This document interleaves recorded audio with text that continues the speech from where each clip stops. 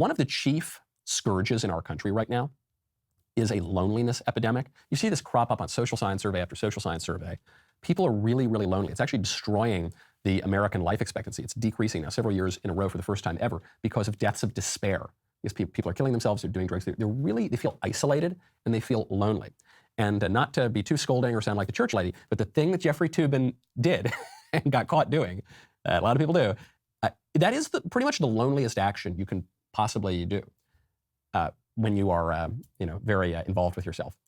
A man wrapped up in himself makes a small package indeed. It's the loneliest thing you can possibly do because our bodies are worth respecting. We're trying. It's weird. In some ways, we think that we're just entirely our bodies and we're bags of chemicals and we just poke and prod ourselves and just try to get whatever sense of pleasure we can. But then on the other hand, in our society, we deny our bodies entirely. We say body doesn't mean anything. My true self is totally different from my body. That's why if I look like a boy, I can really be a girl because my body doesn't matter. And we go between these two completely schizophrenic ends.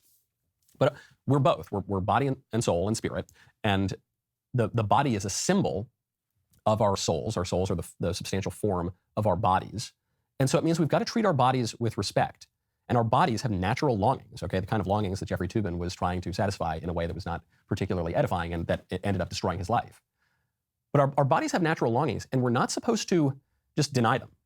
We're not supposed to deny them or even exactly suppress them. I mentioned Dante at the top of the show. It didn't even occur to me to make this connection, but Dante makes this point, and it's such an important point, and it's a central Christian point. Our longings, our erotic longings, our eros, is good. It's a gift from God. And we often abuse it to just bring us right down into the gutter, right down into the sewer. I read that story about, some guys gave their dog monkeypox. That's pretty much the most disgusting way you can possibly direct your eros. But eros isn't a bad thing in and of itself. And if you point it in the right direction, it will lead you up. It'll lead you straight up to heaven. That's what the Divine Comedy is about. Dante has an erotic love for a woman named Beatrice. And even though he's not married to Beatrice, he's only seen her twice or something. And he's only really met her twice. And then she dies at, in her teenage years. He saw her when she was 9 years old, falls in love, and she becomes this erotic image for him. But it's not just about her. It's not just about stooping Beatrice.